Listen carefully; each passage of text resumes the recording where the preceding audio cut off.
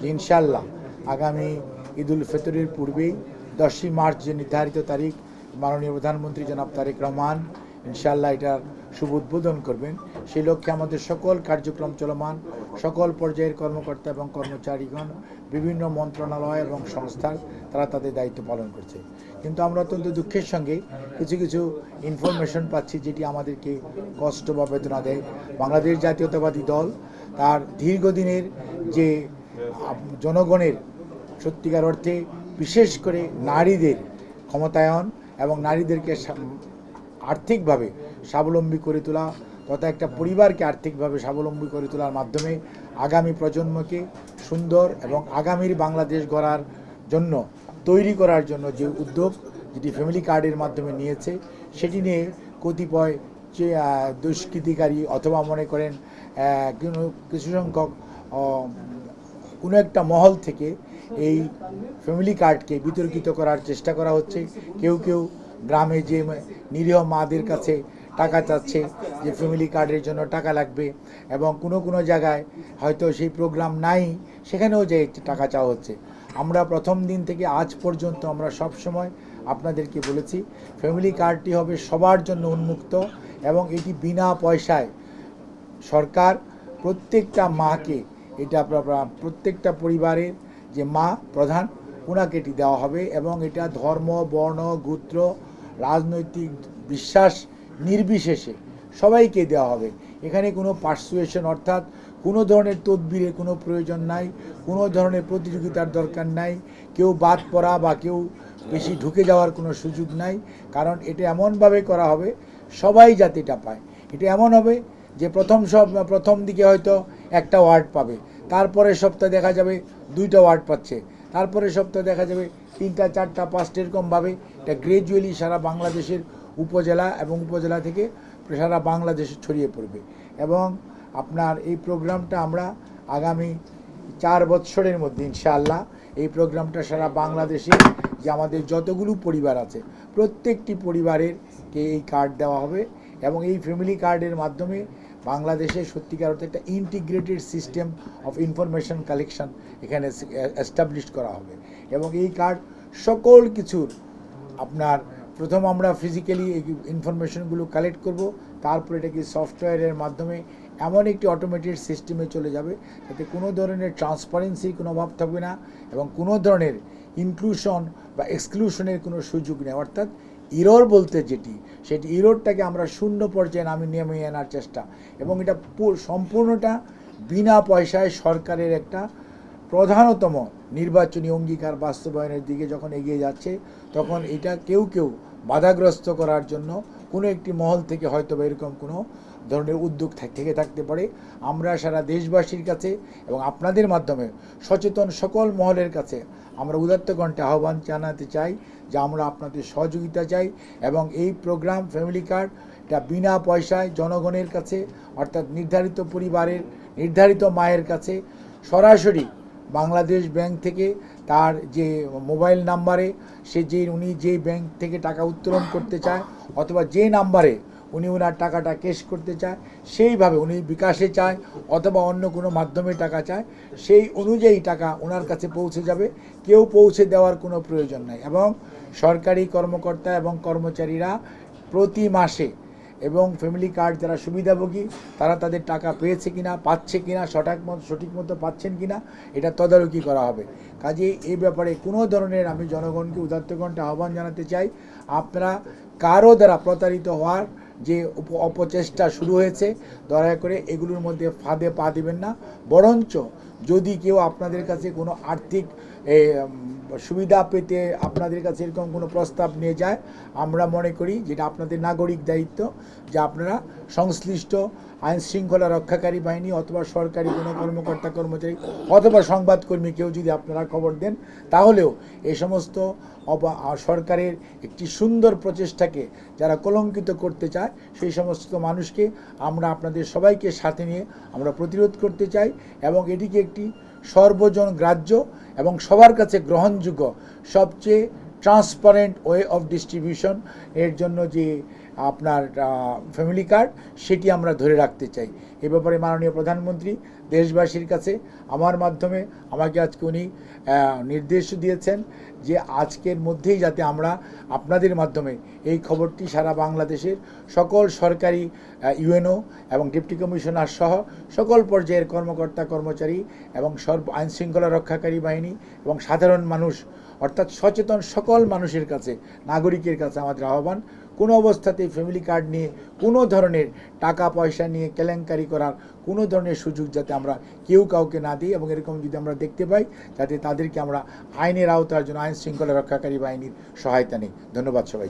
একটু যে সুনির্দিষ্ট করে এখন পর্যন্ত কি কোথাও এরকম অভিযোগ আপনারা পেয়েছেন? আমরা এরকম অভিযোগ পেয়েছি যে কড়াইল বস্তিতে এবং ময়মনসিংহের কিছু অঞ্চলে আপনার কোনো মানুষ কিছু পরিমাণ টাকা চেয়ে লিস্ট করতেছে আপনাকে ফ্যামিলি কার্ড দিব, এরকম করার অপচেষ্টা চালাচ্ছে বলে আমরা শুনেছি, আমরা খবর পেয়েছি। সেই খবরের কারণেই আজকে জরুরিভাবে এই মাহে রমজানের এই তারাবির পূর্বে আপনাদেরকে ডেকে এনে কষ্ট দেওয়া, কারণ আপনাদের মাধ্যমে আমরা বিশ্বাস করি খবরটা ছড়িয়ে পড়লে যারা এই সমস্ত প্রতারণার কাজে নিয়োজিত তারা নিশ্চয়ই এই সমস্ত প্রতারণা থেকে নিজেদেরকে বিরত রাখবে। ধন্যবাদ। আমার একটা প্রশ্ন ছিল, ফ্যামিলি কার্ড যারা পাবেন এই তালিকাটা মানে কারা করবেন, এটা স্বচ্ছতাটা কিভাবে আপনারা ঠিক করবেন? এটা ফ্যামিলি কার্ড সবচেয়ে বড় জিনিস হচ্ছে যেহেতু এটা ইউনিভার্সাল কার্ড, কাজে এখানে কেউ বাদ যাবে না। প্রত্যেকটা হচ্ছে প্রতি 5 জনকে আমরা একটা ফ্যামিলি ট্রি ধরতেছি, প্রতি 5 জনের একটা ফ্যামিলি ট্রি, এবং ওই 5 জনের মধ্যে যিনি সবচেয়ে ওই ফ্যামিলির প্রধান মহিলা ওনাকে আমরা এটাকে টার্গেট করব। আর ওই 4 জনও এইটা তাদের নাম এটার মধ্যে থাকবে এবং এটা কালেক্ট করবে সরকারি কর্মকর্তা এবং কর্মচারীদের মাধ্যমে এটা কালেক্ট করা হবে এবং এটা সুপারভাইজ করা হবে একদম ওয়ার্ড পর্যায়ে। একজন প্রথম শ্রেণীর কর্মকর্তা এক একটা করে ওয়ার্ডের দায়িত্বে থাকবে। কাজে এখানে কোনো ধরনের মানে এক্সক্লুশন অথবা ইনক্লুশন, এক্সট্রা ইনক্লুশন, কাউকে এক্সক্লুড করা ইচ্ছাকৃতভাবে এরকম কোনো সুযোগ নেই, কারণ এটা তো ইউনিভার্সাল, আমরা কোনো টার্গেট ওরিয়েন্টেড না। তালিকাটা তো আমরা সব তালিকায় নিয়ে নিলাম, অর্থাৎ আমরা যখন সব নিয়ে নিলাম এবং আমরা যখন বলছি যে একটা হচ্ছে যে হতদরিদ্র, আমাদের আপনাকে বুঝতে হবে যে হতদরিদ্র, দরিদ্র, নিম্নবিত্ত, তারপর হচ্ছে মধ্যবিত্ত, তারপর হচ্ছে উচ্চবিত্ত, এই হচ্ছে বা আপনার কাছে আপনার বাংলাদেশের যে সোশ্যাল স্ট্রাকচার যদি চিন্তা করেন তাহলে কাজেই নিম্নবিত্ত মানে হতদরিদ্র, দরিদ্র, নিম্নবিত্ত এই 3 শ্রেণীর সবার আগে পাবে। আর মধ্যবিত্ত এবং উচ্চবিত্ত তারা ওনারাও কার্ড পাবেন, কিন্তু স্বাভাবিকভাবেই আমার মিসেস তো আর কার্ড পাবেন, কিন্তু তার তো আর এই কার্ডের সুবিধা নেওয়ার কোনো প্রয়োজন নেই। এরকম আমাদের সমাজে অনেকেই আছেন, বাট সবচেয়ে ভালনারেবল যে গ্রুপ, যে টোটাল পপুলেশনের নিয়ারলি প্রায় 40%, সেই গ্রুপ অফ পিপল এটার সুবিধাটা সবার আগে পাবে। বিগত সরকারে আপনার এই যে বাচ্চাদের উপবৃত্তির টাকা আপনার এই বিকাশে এইভাবে দেওয়ার কিন্তু একটা পদ্ধতি ছিল, এবং আমরা দেখেছি যে অনেক জায়গাতেই এরকম হয়েছে, যেহেতু তারা একটু কম শিক্ষিত মানুষ, কম সচেতন, ফলে তাদের টাকা অন্য কেউ তুলে নিয়েছেন সেরকম। এখন আপনারা শুরু করছেন একদম হতদরিদ্র বা এই একদম গ্রামের মানুষকে দিয়ে, ফলে এই জায়গাতে আপনাদের এই ট্রান্সপারেন্সি বা এটা আমরা যেটা করব সেটা হচ্ছে যে আপনি যখন ফিজিক্যালি আমরা ইনফরমেশনগুলো কালেক্ট করতেছি ম্যানুয়ালি যখন আমরা কালেক্ট করতেছি তখন সেইগুলি আপনার ইউনিয়ন লেভেলে প্রথম আপনার একটা চেকিং হবে, তার পরবর্তী উপজেলা লেভেলে আবার একটা রিচেকিং হবে, অর্থাৎ যাতে আমরা মানে ইনফরমেশন গ্যাপ অথবা কোনো ধরনের ইরর করার সুযোগ সবচেয়ে বেশি কম থাকে। আর আমরা এভরি মান্থ সমাজ কল্যাণ থেকে আমাদের ইউনিয়ন লেভেলে সমাজ কল্যাণ কর্মী আছে, আমাদের হেলথের স্টাফ আছে, অ্যাজ ওয়েল এজ আমাদের আপনার ফ্যামিলি প্ল্যানিংয়ের স্টাফস আছে এবং কৃষির স্টাফস আছে। আমরা তো এখানে বসে বলে দিতে পারবো যে দিনাজপুরের অমুক উপজেলার অমুক গ্রামে কারা এটা সুবিধাভোগী হবে, সেইটা অনুযায়ী আমরা এখান থেকে ওখানে মনিটর করা যাবে। ওখানকার ফিজিক্যালি যারা আছে ওয়ার্ডে বা গ্রাম পর্যায়ে তারা দেখবে যে আপনারটাকে আপনি এই মাসে পেয়েছেন। এখন কোনো জায়গায় এরকম হতে পারে যে কোনো বয়স্ক মা হয়তো ওনার মোবাইল নাম্বারটা নাই, উনি হয়তো মেয়ের নাম্বারটা দিয়েছে অথবা ওনার ছেলের নাম্বারটা, এরকম দিয়ে একটা জায়গা, বাট এটা হলো এক্সেপশনাল হবে। বাট এখন বাংলাদেশে কিন্তু মানুষ বিভিন্ন দুস্থ ভাতা, বিধবা ভাতা, প্রতিবন্ধী ভাতা, তারপরে প্রেগনেন্ট উইমেনদের জন্য একটা ভাতা, এগুলো নিয়ে মানুষ কিন্তু অভ্যস্ত এবং তারা কিন্তু নাম্বার দিয়ে মোটামুটি তাদের মধ্যে একটা অভ্যস্ততা চলে এসছে। কাজে আমরা যদি এখন এটাকে মানে আবার খালি একটু মনিটর করি তাহলে আমার ধারণা যে এটার মধ্যে কোনো সমস্যা হবে না। আর এটার মধ্যে আমরা দুই ধরনের কমপ্লেনের সিস্টেম রেখেছি। একটা হচ্ছে অনলাইনে যারা একটু ওয়েল টু ডু বা যারা বুঝবে তারা অনলাইনে করতে পারবে, আর ম্যানুয়ালিও আপনার ইউনিয়ন পর্যায়ে এবং উপজেলা পর্যায়ে কমপ্লেন করতে পারবে যে আমি আমারটা এই মাসে পাইনি। তখন যে কমপ্লেন করবে তার সাথে সাথে এটা ওখানে বসে এটা রিজলভ করা যাবে উনি কেন পেলেন না।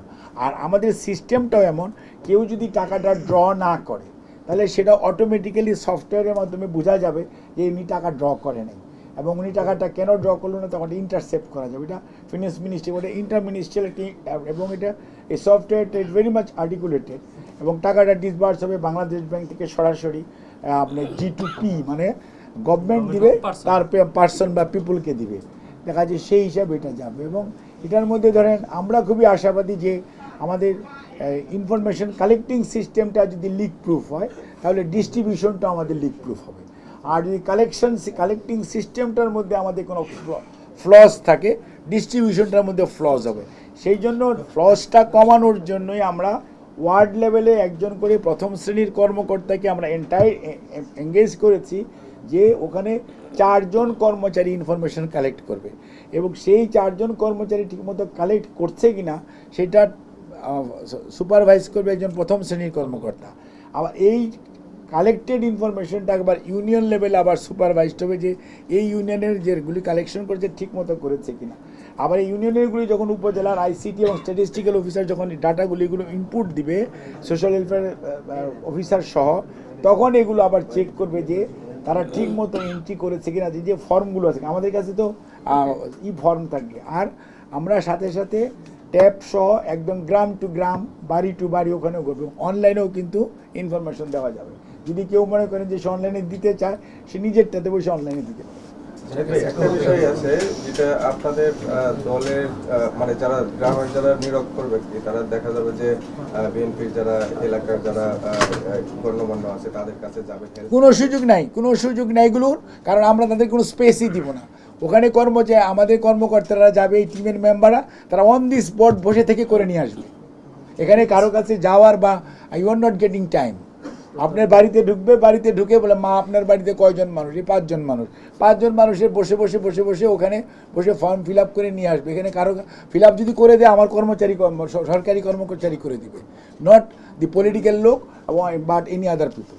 আজকে যেহেতু খবর পেয়েছেন বেশ কিছু দুই জায়গায় আমরা খবর পেয়েছি, মহলে চক্রান্ত করার চেষ্টা করছে, এটা ব্যাধির মতো সারা দেশে ছড়িয়ে যাওয়ার সম্ভাবনা থাকবে যেহেতু এক জায়গায় হয়েছে। সেক্ষেত্রে তাদের প্রতি কোনো বার্তা আছে কিনা যারা এরকম বিভ্রান্ত করার চেষ্টা করছে?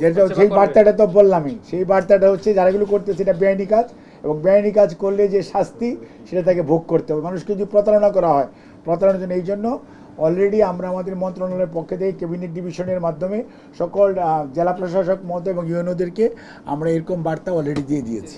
ধন্যবাদ।